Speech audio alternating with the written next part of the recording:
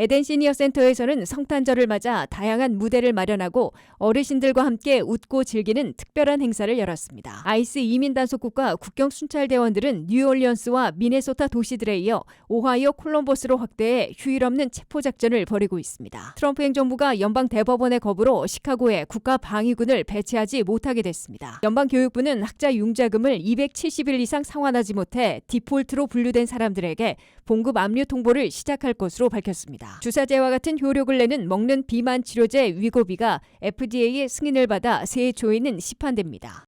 시청자 여러분 안녕하십니까? 워싱턴 뉴스 투데이입니다.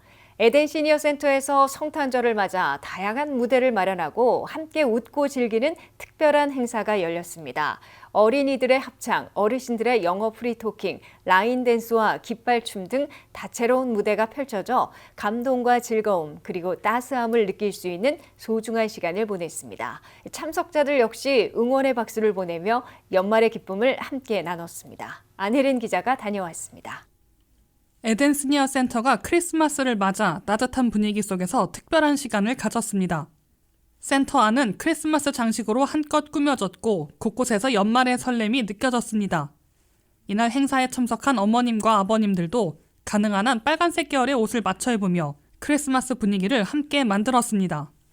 센터는 참석한 모든 분들을 위해 크리스마스 선물을 준비해 한 분 한 분에게 감사의 마음을 전했습니다. 이에 뜨개 반 어머님들도 센터 직원들에게 일일이 작은 선물을 마련해 직접 뜬 뜨개 작품을 선물하며 모두의 얼굴에는 환한 웃음이 번졌습니다. 이 가방 하나하나에는 직접 손으로 우리 문명숙 어머님께서 크리스마스 산타 오너먼트하고 스태프들에게 이 가방을 하나씩 해서 25개의 이 귀한 정성이 가득한 선물을 해주셨습니다.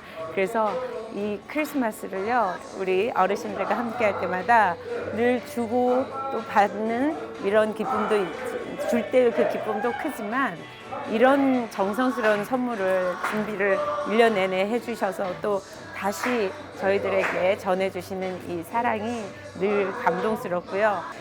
뜨개질 반 어머님들께 진심으로 감사드립니다. 행사는 다양한 공연과 발표로 이어졌습니다. 낭독회가 차분한 분위기 속에서 진행되며 합창으로 분위기를 띄우고 크리스마스의 의미를 함께 나누는 시간이 마련됐습니다.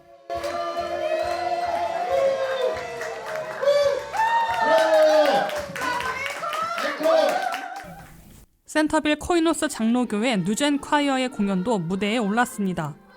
10살 전후의 어린이들로 구성된 합창단은 맑고 또렷한 목소리로 노래를 선보이며 현장의 분위기를 한층 밝게 만들었습니다. 아이들의 노래를 바라보는 어머님, 아버님들의 얼굴에는 흐뭇한 미소가 이어졌고 세대를 잇는 무대는 자연스럽게 큰 박수로 이어졌습니다.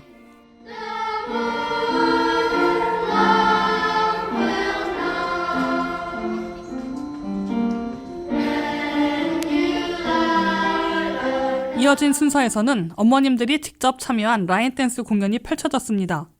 음악에 맞춰 호흡을 맞추며 선보인 동작 하나하나에 객석에서는 웃음과 박수가 터져나왔고 모두가 함께 어우러지는 즐거운 시간이 이어졌습니다. 감동을 주는 순서로는 센터에서 영어를 배우고 있는 어머님의 영어 프리토킹 시간이었습니다. 준비된 원고가 아닌 직접 배운 표현으로 자신의 이야기를 풀어내는 모습에 현장에서는 응원과 격려의 박수가 이어졌습니다. 배움에 대한 도전과 용기가 고스란히 전해진 순간이었습니다. 이어 장소정 선생의 깃발 무용이 펼쳐지며 현장의 시선을 사로잡고 공연에 정점을 찍었습니다. 우아한 동작과 화려한 움직임이 어우러진 공연은 행사 분위기를 한층 끌어올렸고 관객들의 박수가 끊이지 않았습니다. 행사 내내 어머님, 아버님들은 무대를 바라보며 함께 웃고 서로 박수를 건네며 크리스마스를 즐겼습니다.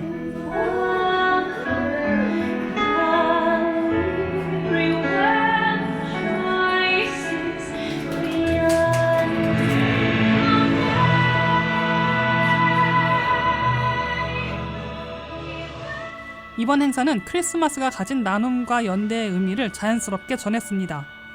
에덴 시니어 센터는 앞으로도 어머님, 아버님들이 함께 어울리고 소통할 수 있는 자리를 이어갈 계획입니다. WKTV 뉴스 안혜린입니다.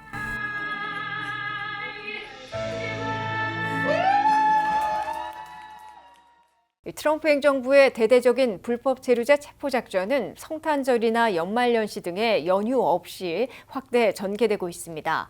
아이스 이민 단속국과 국경 순찰 대원들은 뉴올리언스와 미네소타 쌍둥이 도시들에 이어 오하이오 주도인 콜럼버스로 전선을 확대해 휴일 없는 체포 작전을 벌이고 있다고 뉴욕타임스가 보도했습니다. 한면택 기자의 보도입니다. 트럼프 행정부의 사상 초대 불법 체류자 체포 추방 작전에서는 성탄절도 연말연시 연휴도 없이 갈수록 확대되고 강력해지고 있습니다.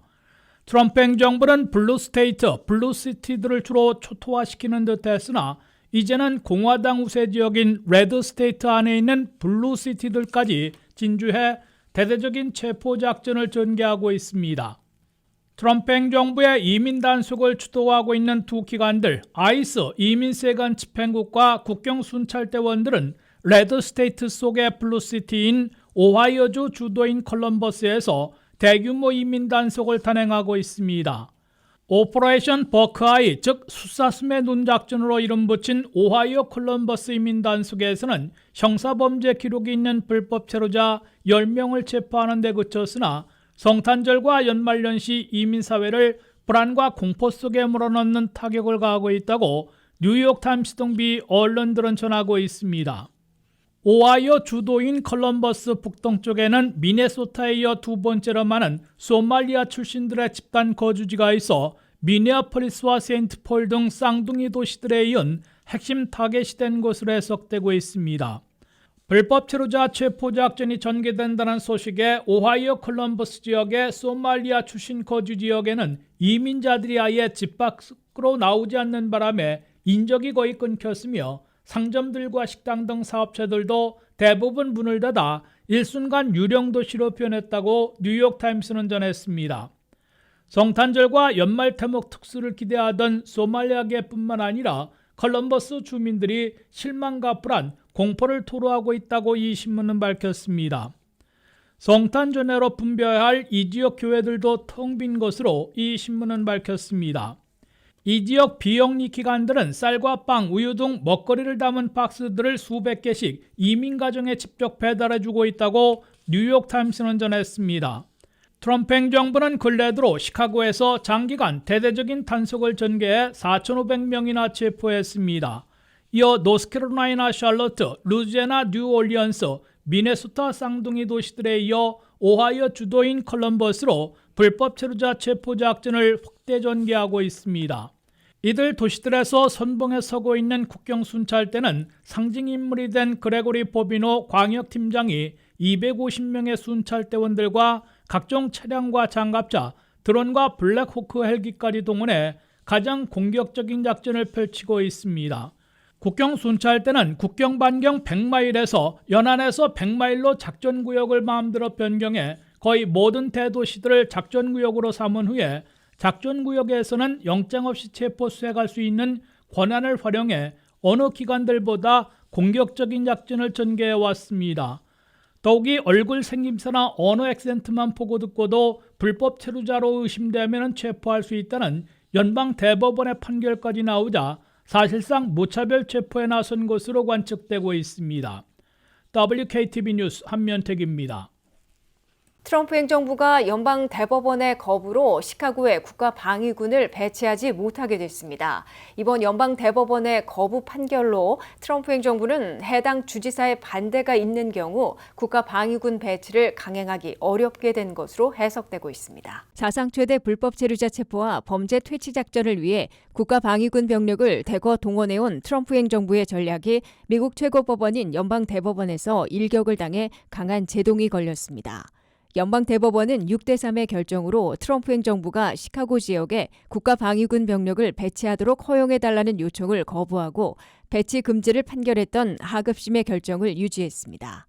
연방대법원은 보수 6, 진보 3으로 보수 우위 구도이지만 보수파 6명 가운데 존 로버츠 연방대법원장, 브렛 캐버너, 에이미 코니 베럿 대법관 등 3명이 트럼프 행정부에 제동을 걸었습니다. 트럼프 행정부가 일리노이 주지사의 강한 반대에도 불구하고 시카고에 국가 방위군을 투입하려는 데 대해 연방 대법관 다수인 6명은 1878년 법률에선 국내 치안에는 군 병력을 동원하지 못하도록 금지하고 있다고 지적했습니다. 연방 이민단속 요원들과 연방 건물들을 보호하기 위해 국가 방위군을 시카고에 투입해야 한다고 강조해왔으나 군 병력 투입 금지에 예외로 인정되어야 한다는 요건들을 충분히 보여주지 못했다고 거부 사유를 밝혔습니다. 트럼프 행정부는 시카고에 대한 대대적인 이민 단속을 실시하며 일리노이 방위군 300명은 물론 타주인 텍사스의 방위군 400명까지 투입하려 했으나 연방 법원들에 의해 제동이 걸린 데 이어 최고 법원인 연방 대법원에서도 불허받은 것입니다. 그동안 여러 차례 트럼프 행정부의 편에 서왔던 연방 대법원이 국가 방위군 투입 불허를 계기로 비슷한 사례를 잇따라 제동 걸지 주목되고 있습니다. 트럼프 행정부는 로스앤젤레스에 4,100명의 국가 방위군을 투입했다가 거의 대부분 철수했으며 추가 동원은 연방 법원에 의해 중지돼 있습니다. 또한 오레곤주 포틀랜드에도 오레곤과 캘리포니아 주 방위군을 투입하려다가 역시 제동이 걸려 있습니다. 이에 비해 워싱턴 DC에는 DC 방위군 900명과 11개 주에서 파견 나온 병력을 합해 2,500명의 국가 방위군들을 장기간 배치하고 있는데 최근 연방항소법원은 워싱턴 DC의 특수한 법적 지위 때문에 합법이라는 판결을 받았습니다. 트럼프 행정부는 이와 함께 공화당 소속 루이지애나 주지사가 지지하고 있는 뉴올리언스에 국가 방위군 병력 350명을 투입하기로 최종 확정해 12월 30일을 배치하게 됩니다. 미국에서 학자 융자금을 상환하지 못하는 디폴트가 거의 1,000만 건에 달하고 있는데요. 연방교육부는 학자 융자금을 270일 이상 상환하지 못해 디폴트로 분류된 사람들에게 봉급 압류 통보를 시작할 것으로 밝혔습니다. 새해 1월 7일이 시작되는 주간에 가장 먼저 1,000명에게 봉급 압류 통보를 발송하고 매번 대폭 확대할 것으로 공표했습니다. 한면택 기자의 보도입니다. 미국에서는 4,300만 명이 이용하고 있는 학자 융자금을 270일 이상 상환하지 못하는 디폴트가 곧 1,000만 시대를 맞게 되는 데 이어 새해 1월 초부터는 봉급 압류까지 단행돼 심각한 경제 사회 문제로 심화되고 있습니다. 연체 통보를 받은 지 270일이 되면 디폴트, 즉 상환불능으로 분류되고 있는데 580만 명이나 이미 디폴트된 것으로 연방교육부가 밝혔습니다. 다른 400만 명도 곧 270일에 도달해 디폴트에 임박해지고 있습니다. 트럼프 행정부의 연방교육부는 2026년 1월 초에 결국 봉급 압류 조치에 나설 것으로 공표했습니다. 연방교육부는 학자 융자금을 270일 이상 상환하지 못해 디폴트, 상환불능으로 분류된 사람들에게 봉급 압류 통보를 시작할 것으로 밝혔습니다. 연방교육부는 2026년 1월 7일이 시작되는 주간에 가장 먼저 1,000여 명에게 봉급을 압류하겠다는 통보를 보낼 것이라고 밝혔습니다. 봉급 압류 통보를 받는 상환불능자들은 부모나 자녀들이 봉급을 압류당하기 전에 밀린 학자금을 낼 수 있도록 기회가 주어지게 된다고 연방교육부가 밝혔습니다. 현행법상으로는 봉급 압류 통보를 받은 날로부터 30일 안에 밀린 학자 융자금 상환액을 납부해야 합니다. 그러나 학자 융자금을 상환하지 못하는 대부분은 취업하기 어려워 수백 달러씩의 상환금도 장기 연체하고 있을 것이기에 압류당할 봉급조차 없는 사람들이 많아 효과를 거둘지는 불투명한 것으로 보입니다. 압류당할 봉급을 받고 있는 경우에는 취업을 해서 돈을 벌고 있을 것이므로 실제로 압류당하기 전에 밀린 학자 융자금을 주어진 한 달 안에 전액 갚게 될 것으로 예상되고 있습니다. 이 때문에 트럼프 행정부가 봉급 압류로 컬렉션할 수 있는 상환불능 융자금은 그리 많지 않을 것으로 지적되고 있습니다. 연방교육부 통계에 따르면 학자 융자금을 이용하고 있는 미국민들은 현재 4,270만 명으로 총액은 3분기인 9월 말 현재 1조 6,530억 달러로 2위 자동차 할부 금융과 20억 달러밖에 차이가 안 나 4분기에는 순위가 바뀔 것으로 보입니다. 그 가운데 270일 이상 월 상환금을 내지 못해 디폴트, 상환불능으로 분류된 대출자들이 580만 명에 달하고 있습니다. 또 다른 400만 명은 91일부터 180일 사이에 연체하고 있어 수개월 안에 디폴트로 넘어가게 될 것으로 예상되고 있습니다. WKTV 뉴스 한면택입니다. 주사제와 같은 효력을 내는 먹는 비만 치료제 위고비가 FDA의 승인을 받아 새해 초에는 시판됩니다. 먹는 비만 치료제는 휴대와 이용이 쉬운 데다가 가격은 싸져 더 큰 인기를 끌 것으로 예상되고 있습니다. 비만 치료제와 당뇨 치료제들이 주사 시대에서 먹는 알약 시대로 넘어가고 있습니다. 주사제로 선풍적인 인기를 끌어온 위고비가 먹는 알약으로 새해 초에는 시판에 돌입하게 됐기 때문입니다. FDA 미 식품의약국은 임상실험에서 주사제와 같은 효능을 입증한 노보 노르디스크사의 먹는 비만 치료제 위고비를 사용할 수 있도록 승인했습니다. 비만 치료제로 쓰이는 위고비와 똑같은 약인 당뇨 치료제 오젬픽도 주사제에서 먹는 알약으로 바뀌어 곧 시판될 것으로 보입니다. 노보 노르디스크사와 치열한 경쟁을 하고 있는 일라이 릴리사의 먹는 비만 치료제도 곧 FDA의 승인을 받을 것으로 예상되고 있습니다. 당뇨 치료제와 비만 치료제로 널리 쓰이고 있는 오젬픽과 위고비, 젯바운드 등이 주사제뿐만 아니라 먹는 알약으로 나와 시중에 더 퍼지게 될 것으로 예고되고 있습니다. 먹는 위고비는 한 달치가 $149로 책정돼 1월 중에 공표될 것으로 회사 측은 시사하고 있습니다. 그럴 경우 오젬픽이나 위고비의 주사제 한 달치 $350보다 반값으로 대폭 싸질 것으로 예상되고 있습니다. FDA의 승인 과정에서 확인된 먹는 위고비 비만 치료제의 경우 임상실험 결과 15개월 만에 체중의 13.6%를 감량해 주사제의 15% 감량과 거의 같은 효과를 본 것으로 나타났습니다. 이에 비해 일라이 릴리사의 주사제 비만 치료제는 같은 기간 동안 체중의 21%나 감량해 가장 좋은 효과를 보고 있는 것으로 알려져 있습니다.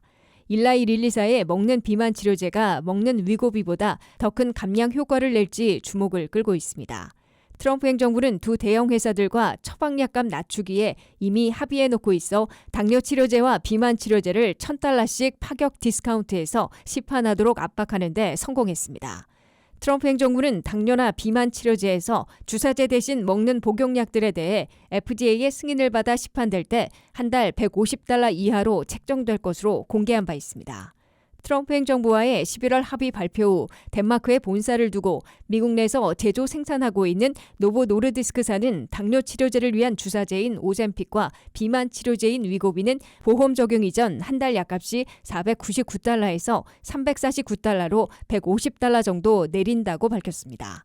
특히 새로운 환자들에게는 내년 3월 말까지 추가 할인 혜택을 제공해 두 달치는 한 달에 $199, 두 달 합해 $400 이하로 더 인하해 제공한다고 밝혔습니다. 두 달치 이후에는 한 달 $349로 적용된다고 회사 측은 밝혔습니다. 트럼프 행정부는 이와 함께 메디케어 수혜자들은 당뇨 치료제, 비만 치료제 등에 대해 메디케어에서 커버해줘 메디케어 약값이 절반 이하로 인하되고 결국 한 달 코어 페이먼트로 $50만 내면 될 것이라고 강조해 놓고 있습니다. 이상으로 워싱턴 뉴스 투데이를 마치겠습니다. 시청해 주신 여러분 고맙습니다.